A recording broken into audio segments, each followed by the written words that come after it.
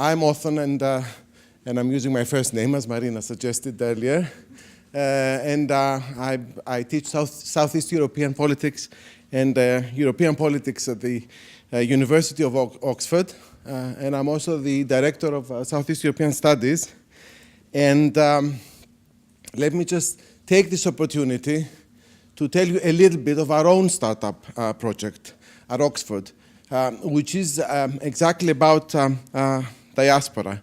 And it's human capital intensive. It's also literally part of what we're discussing today, brain drain, brain circulation, and hopefully brain gain. And it's not based on profit. But we are very much involved, and Antonis and I and a group at SEESOX in planning this for the last 2 years, creating a team around it, managing the team, expanding with networks around the world, and hopefully corresponding this to a wide audience, but also getting the attention of policymakers. And it is a project about diaspora and how it engages with crisis in Greece, with 3 big thematics that we have identified in the economy, in the political field, and also in the field of philanthropy. As a university, obviously, we look at the bigger picture, and often our emphasis is also about the institutional environment and how we can get the attention of policymakers and politicians, because that is a factor. Although most of us would like to keep on going and not let it affect us, it's also a very, very important factor. Our panel today is about the role of diaspora in this brain gain. We haven't exactly defined it, but I think we all know and we understand what it is. For the moment, I suppose most of us are studying ourselves, and we are the brain gain of the country, of our host country. But then we really want to see how we can benefit the country of origin as well. And this is a comparative. It's about the experience of Israel and the experience of India. And then Antonis can talk a little bit about the Greek case as it compares with the other 2. So shall we start with Taha, right? And we'll move with Tzachi and Antonis. First of all, I would like to say that I have a Greek connection. Many of you might think, how? Now, the Greek connection is when Alexander the Great went to India. One of the commanders in his army took fancy to one of the ladies from our village in India, and he married her. And when you search my name on the internet, you will be surprised to see where actually I come from. So I have a Greek connection, and it's very good to feel amongst you guys here today. So what I'm going to speak about is the Diaspora Program, which I developed after we launched the UK Asian Business Council. The journey so far is mentioned on here. This is some of the things that we have done. I thought I'll highlight them.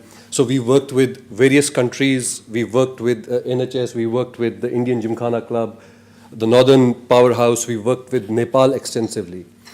How the idea came about, so to promote the business and trade via Diaspora Engagement Program, the idea was, in April, the government of Uganda asked me to prepare something for them. This was the UK-Uganda Healthcare Conference. And I thought, how can India make a mark? There are Indian Ugandans who are in this country, but I thought, how can Indian diaspora actually make a difference in this healthcare summit that we were doing? Within a week's time, I located a company in India which does mobile pathology labs. Mobile pathology lab is one of their USPs. They do other things as well. And we know that Africans are quite diabetic like the Indians are. So at the end of the day, what I managed to do was I managed to convince the Ugandan company to donate a mobile pathology lab to the people of Uganda.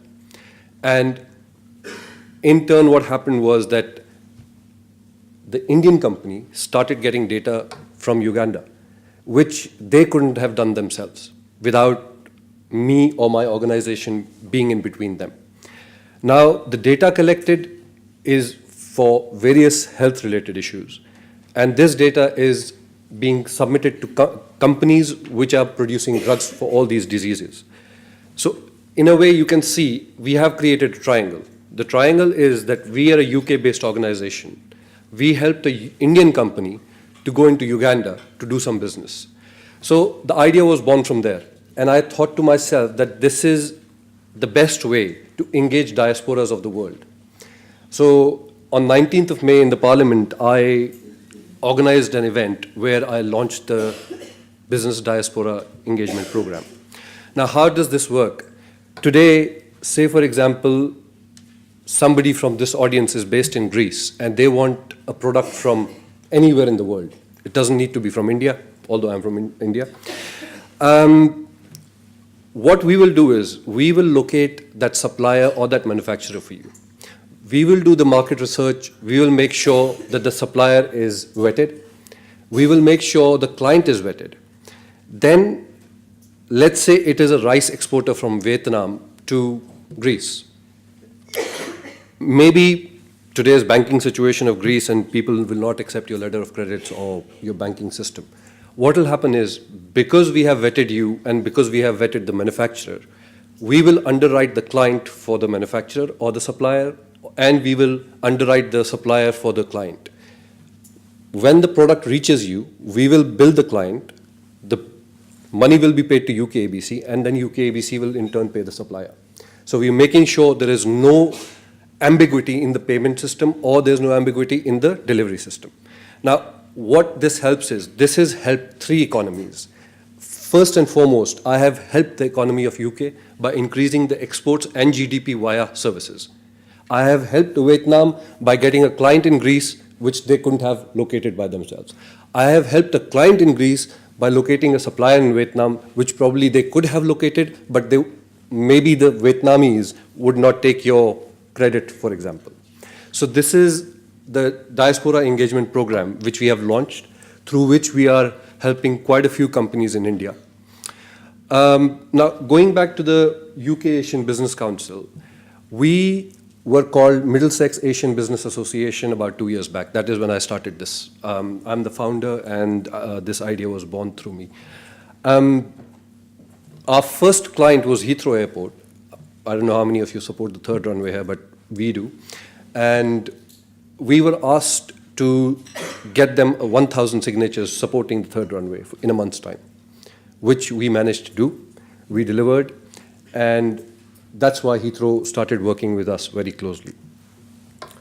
Now, Acusta is the name of the company which donated the lab to Uganda.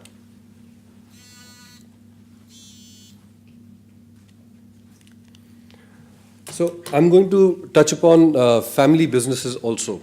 So India, or anywhere in the world, the oldest form of business is a family business. What a family business means is the voting rights or the majority of the company lies with the owners, which is a family. Now, in India, we have actually a subject which talks about the Indian style of management.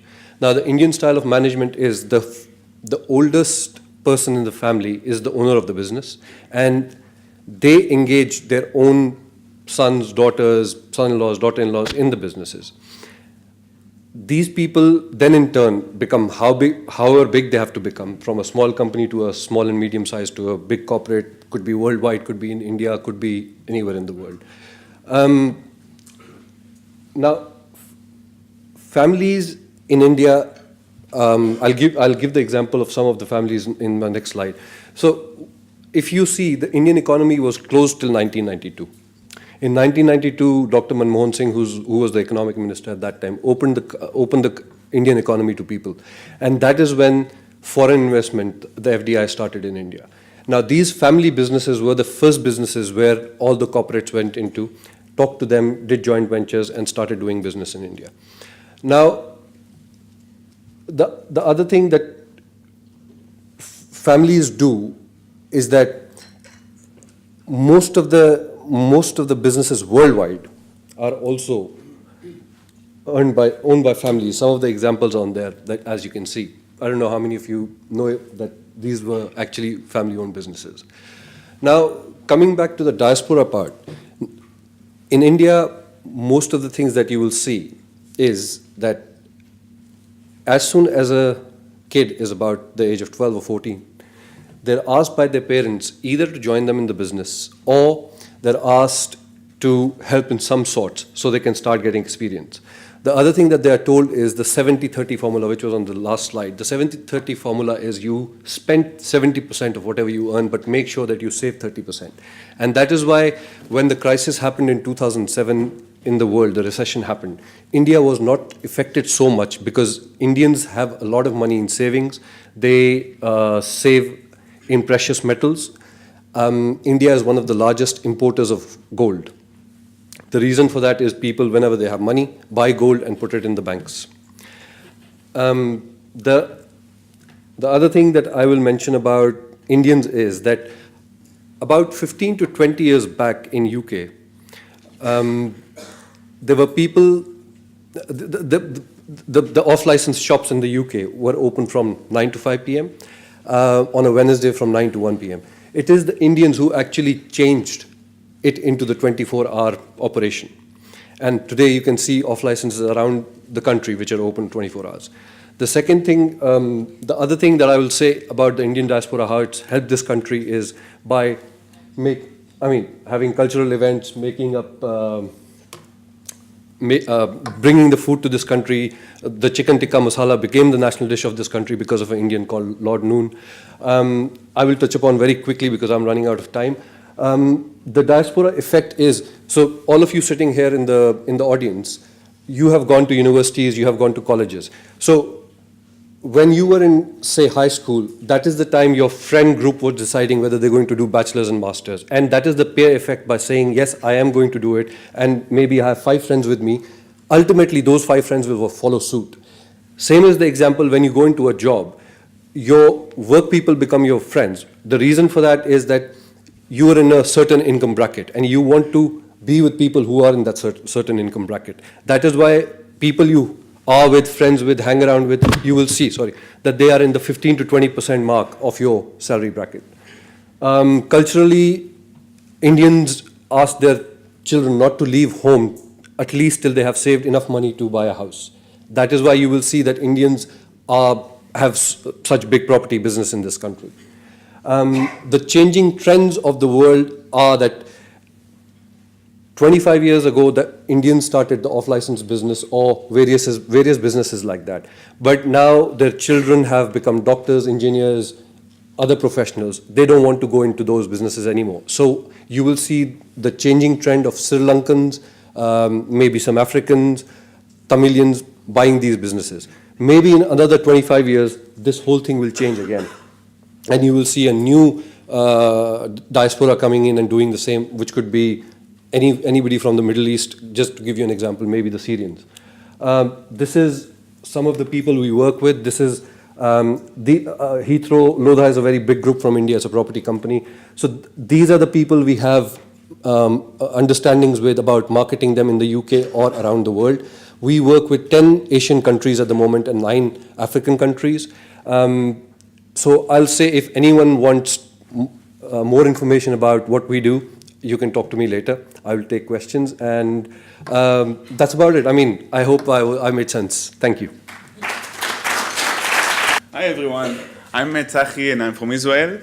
It's not really a presentation. I'm not into a presentation. I'll try to make a small conversation with you about the Israeli lessons. So I've been in Israel. I was born in Israel. In the last 3 years, I'm living in London. I started my new startup here. It's called the Cardlife. When I was invited to speak here today, when I got the call from Christina, I was listen, we are doing conference about the Greek and kind of what maybe some of the lessons from the Israeli connections we can bring. And in the beginning, it was harder for me because, I always feel that the Israeli connection is based on the culture, right? So it's very hard to imitate. It's really hard to learn from. But when I started to really think about it, I think there is a few lessons and Israel and Greek is really similar, right? It's really similar. We are both small countries. We are practically neighbors in the Middle East. Israel, maybe just yeah. So Israel is I think we are a bit isolated as a country. We have big military needs. We don't have any natural resources, and still, I think our technical education and our diaspora connection is really strong. And let's try to understand for a second why it is, right? I think that those kind of characteristics for the average Israeli is only a motivation. We don't see it as an obstacle. I think it's really important, right? I was here for the last session as well. When an Israeli entrepreneur wakes up in the morning, he doesn't market to the Israeli market, right? We think global. And from day one, our deck is in English, our customers in the US and in Europe. We don't think in a way that anything can stop us. And I think it's it's coming from a lot of reasons. Part of them is here. It's probably that we are a nation that is trying also to fight in its basic existence. And it's also our belief that without our motivation, our internal motivation, our family motivation, our community, and then our nation motivation, we really won't get far because there is not really anyone that can support and help. So I think it's really a powerful message which is driving a lot of the entrepreneurs' spirit. But it's probably only half of the story of the entrepreneurship in Israel. I think it's there is a great book about Israeli entrepreneurship. It's called The Startup Nation, and it's trying to show and explain why Israeli success story about tech. So Israel is a startup nation. Maybe I'll ask you a question. How many people in this room build a startup in the past, building a startup now, or planning to launch a startup in the next 6 months? No, it's not bad. In Israel, all the people in the room will probably raise their hand twice, right? No, think about it. It's a mentality of creating, right? When the average British student here in England finishes a university, he doesn't think about a startup. He doesn't think about starting necessarily, right? You think about the finance or the banking job, right? I don't know what's the average Greek person finish university think about, his vision and where he's going. A lot of the Israelis think a startup as a way to innovate because we see, right? I think it's also related to some of the cultural stuff that I try to touch here. We have a culture of I try to say it delicately, lack of formality, and we basically don't accept most of the beliefs, I think, of a lot of people. So when you see the world is almost broken and you think you can fix it, you are trying to create more, right? So I think, even with the obstacle of your country, right, think about those kind of things as to create your connection, right? When I'm trying to reach out to people in Israel, and the Israeli diaspora is in the US, is in Europe, is pretty much everywhere, right? This is the kind of things that we have for us. We have, necessity. We have kind of accessibility. We can speak with people directly. We have a direct approach, right? We don't fear from the relationship. We don't fear from a rejection. We don't think. We just try. We just try to ask what we need, and then. But I think this is the relationship is really hard because in those kind of relationship you need to give first and then ask back, right? So it's. I think this is what makes the relationship with other Israelis in the diaspora so strong. We share the same values, right? We came from the same place. We share the same values, and those values are still connecting us. Nowhere, even if it's here or in other places. Just two quick examples of kind of things that I've done in the past, not related to businesses. So Founders Nation, it's an organization that I built 5 years ago. I needed a co-founder for another startup, and I didn't have one, so I built a network around people to connect them to, right? So if you need a co-founder to build your startup, you go to Founders Nation and you found a relationship, right? Today is one of the biggest network in Europe to find co-founders. Obviously, it's very strong in Israel, right? Thousands of Israelis on it, but it's now expanded. And we have success stories with the people that found each other and build the businesses. The last one raised a Series A 2 days ago of $6 million, right? And they met here in the website, they had a coffee, and they built a big business together. The second kind of mini community is the Israeli startup maps, right? When I moved to London, we noticed that there is a lot of startups around us, but we don't know them, the Israeli ones. So we grouped all the Israeli startups into one map. And we've done it the same in New York and now in Boston, and it's expanding. The reason that we've done it because we want to keep our strong connection together as a community. When everyone have the visibility, they can connect and reach out, right? I wanted to encourage you today to create this kind of things, smaller projects that can empower your community to be more creative and work together. Community needs this connection. They need this kind of things that will enable people to create and build businesses, right? And those kind of projects and more others that you can create among your community would really make the difference. I think two examples how I used our connection for my business, right? We needed, let's take Wayra, right? The head of Wayra is in Israeli. We needed the connection to some of the startups to test our version 1. He invited us to Wayra, created an event for us, and we were able to get our first few customers through them. MasterCard, there was a competition in Israel. I couldn't attend. I asked my friend to present us as Cardlife. We reached the finalists, right? So our business now is built half here and half in Israel. The technical is in Israel. My CTO, my co-founder, which I miss him very much, is still in Israel now, right? He's building our team. And we need to be here for the marketing and sales.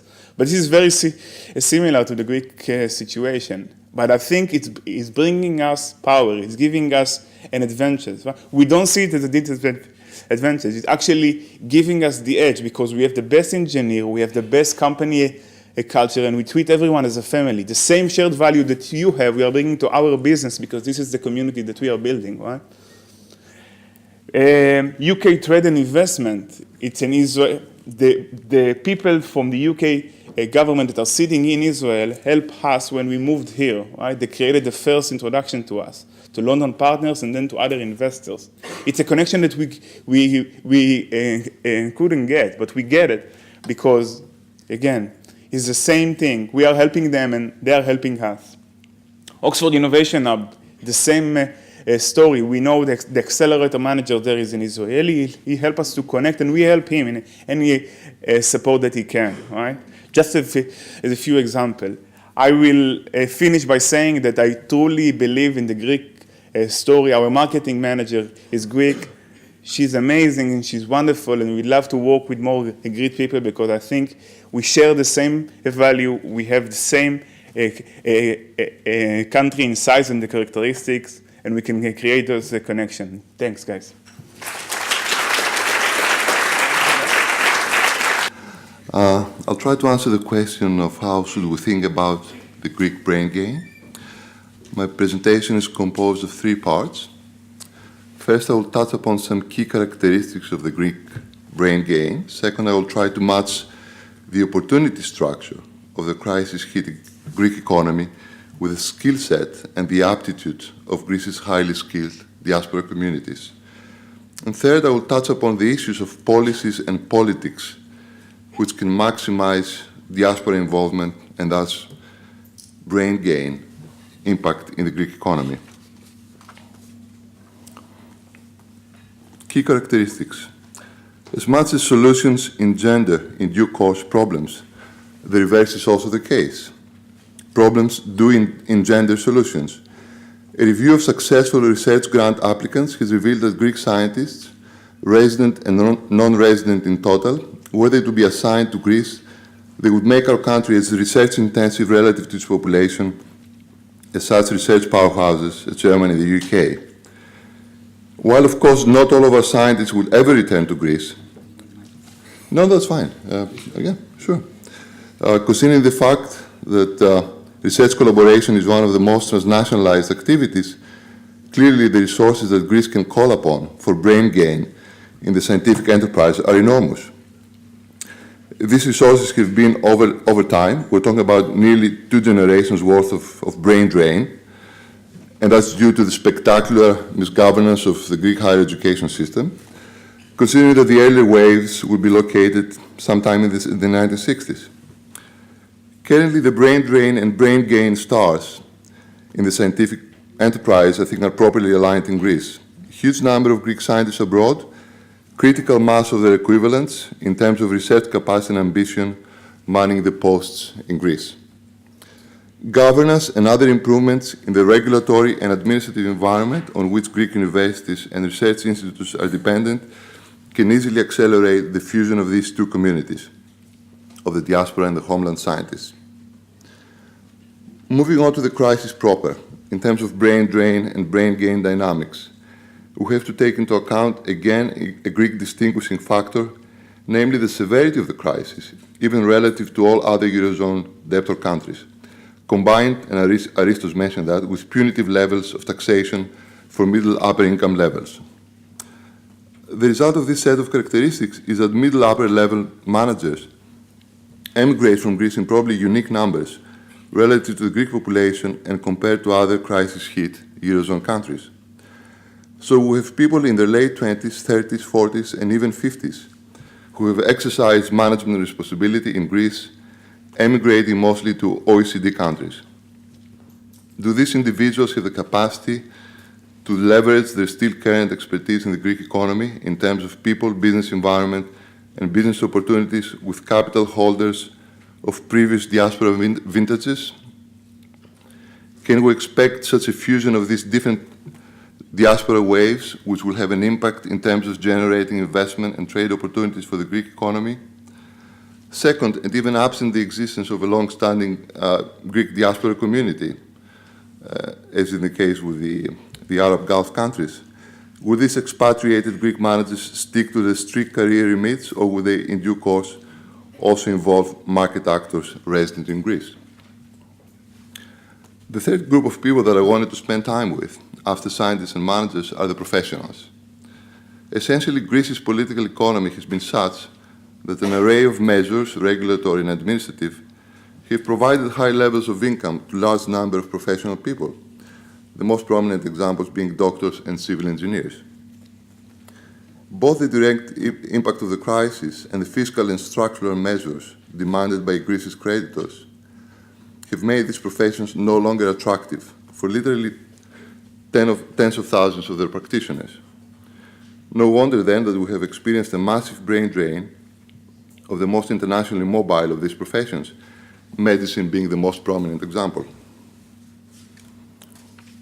Clearly, for many of these professional people, there will never be a recovery in Greece strong enough, or another fiscal binge untenable enough to make them return to the country, economically at least, an attractive proposition. But the practitioners of these professions belong to service sectors that it is critical for the Greek economy that they become internationalized, that they move, that is, from the non-tradables to the tradables column. Thousands of Greek doctors, many of them still employed by Greece's state hospitals and absent with leave, have received, mostly in the NHS and in the German public health system, a crash course in advanced clinical practices, in how to interact with patients, in how to use scarce resources in an institutional environment that knows how to husband them, and so on. There is, in other words, a critical mass of expatriated Greek medical practitioners who, to the extent that the health system in Greece becomes somewhat rationalized and is thus credible enough to cater and attract patients from abroad, they can help transform it into a highly tradable sector.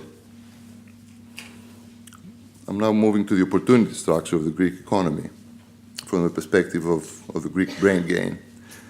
Debating the opportunity structure of the Greek economy and brain gain is all about matching sectors with people. In Greek tourism, we have a definite secular trend towards increased scale and sophistication. The state is compelled to maximize its income from the land in its possession. Incumbents are bankrupted by the crisis or match up with better capitalized outsiders.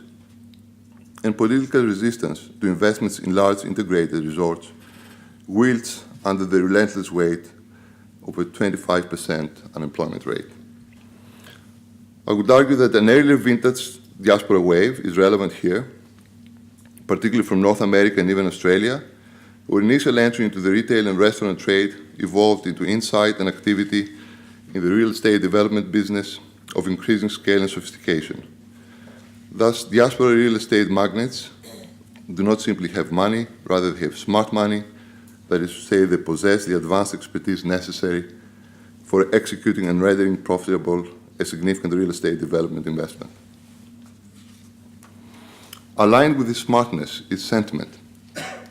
For diaspora real estate magnates, a significant tourist investment bearing the promise of transforming the developmental prospects of a particular Greek locale, even better of their locale, whether that is in the Peloponnese or the Dodecanese.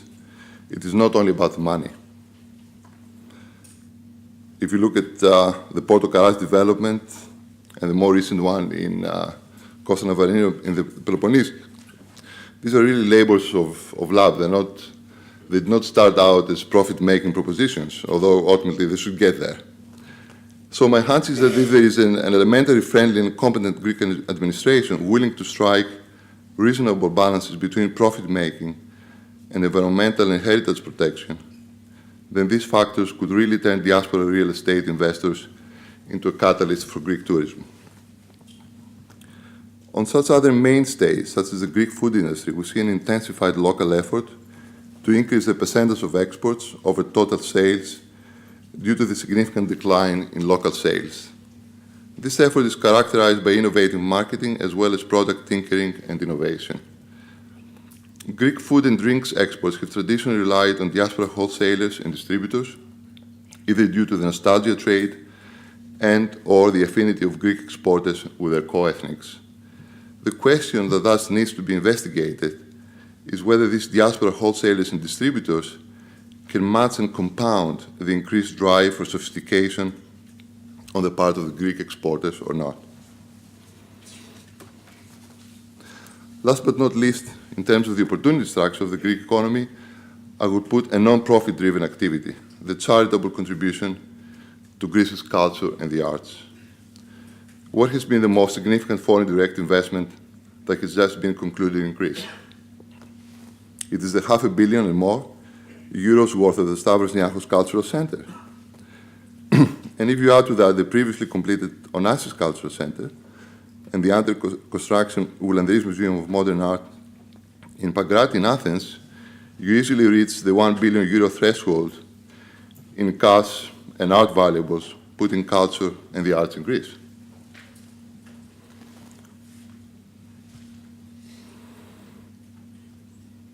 Such outlays mostly originate from the hybrid, diaspora, and homeland shipping community. They bring advanced know-how and facilities in cultural management in Greece. They boost place promotion in the capital and elsewhere. They raise the value of surrounding real estate markets. Instituting management boards in all archaeological museums and other state museums and cultural institutions. Why not in significant archaeological sites? Selecting museum directors by international competition. Converting museums into νομικά πρόσωπα ιδιωτικού δικαίου from administrative units of the Ministry of Culture that they are presently. This set of measures can trigger additional critical inflows of diaspora capital and expertise through the act of philanthropy. There is an eminently fair deal which can be offered. You, diaspora magnate, donate money and skills to Greece's world significant cultural assets, and I, the Greek state, will allow you to co-manage them with me and thus enable you to make your imprint into our nation's history and identity and even catapult you into global prominence as a distinguished philanthropist. Now moving to the more treacherous waters of politics, again from the brain gain perspective. Most high-skilled migration worldwide, around 85%, is directed to OECD countries, and that is pretty much the case with successive Greek brain drain waves. Germany and the UK are by far the major recipients of the recent Greek exodus of the highly skilled. We also know from polling done that the features of Greece that most repel the highly skilled, nepotism, corruption, disorganization, mismatch between skills and occupation, and so on, are precisely those that are minimally observed in the host countries, a contrast that is built, of course, around both values and performance.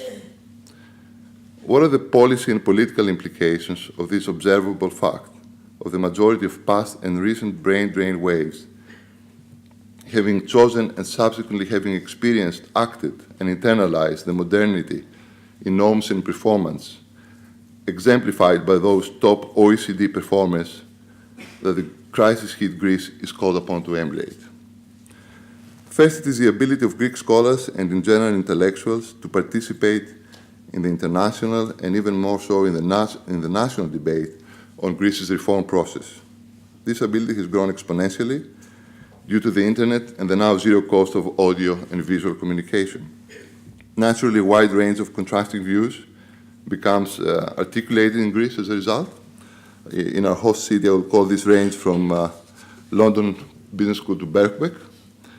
Still, I would argue that the dominant viewpoint that is put across by these diaspora scholars, intellectuals, reflects the policy consensus on the factors that make for a successful market economy and a welfare state. Second, and Greece, of course, is not unique in that regard, the issue of ownership of change becomes saved by the participation in various reform processes of diaspora Greeks. This participation is invariably tinged with controversy, if for no other reason that many resident Greeks who are opponents of reform try to turn the involvement of diaspora Greeks in the reform process into a minus. They do so by impugning the motives and patriotism of these diaspora Greeks and questioning their ability to comprehend Greece. The two most notable examples where this tactic has been deployed, which not incidentally would definitely make the top 10 of policy controversy in Greece during the crisis, are first the ex-head of Hellstat, Andreas Georgiou, acknowledged by the European Union, the EU Commission, to have restored the credibility of Greek statistics, and being accused in the Greek courts for what is tantamount to high treason. The second example is that of the 100-plus academics that were elected and volunteered to participate in the management boards of Greek state universities, who have been less than welcomed by the present Greek government. I mean, these diasporas, technocrats, and scholars have, however, been with equal force embraced and lauded by pro-reform resident Greeks. And the third issue on the politics, is most supreme one, is the issue of direct political participation through the ability to vote in Greek national elections. This is a case where the economic has become completely interweaved with the political, with mobilization abroad by members of the diaspora driven to leave Greece by the crisis, now advocating for the consular vote and the demand being accepted or rejected, depending on distinct party interests in Greece itself. The question that then arises is whether particularly the recent wave of brain drain is, in its majority, and due to self-selection bias, a coherent political force tending towards support for a particular political point of view in Greece, and if that is so, whether this predilection blends exit with voice. That is to say, it becomes a force for the kind of change in Greece which is compatible with the interests and outlook of that group of Greek expatriates. Let me sum up and conclude with these thoughts. First, as both the academic literature and common sense tells us, we cannot talk about brain drain without talking about brain gain. So much as we need to analyze the direct impact of the brain drain phenomenon in Greece, we also need to assess its indirect impact through the creation of specific brain gain dynamics, actual or potential. Second, we must also think about the interaction between economic sectors, and institutional frameworks, essentially about the range of actual or probable opportunities that are already present or can be so under conditions for brain gain effects to take place in Greece, in the Greek economy. Only this way can we assess both the potential impact of Greek brain gain and the necessary conditions for its materialization. Third, by looking at economic sectors and the institutional framework that drives the revolution, we also inevitably look at the politics that ultimately define the relationship. The politics of university reform, of health sector reform, of land zoning reform, and so on. Encouragingly, brain gain is also a factor in creating the necessary political conditions that can make it an agent of meaningful change in the Greek society and economy. And with this optimistic thought, I conclude my presentation. Thank you.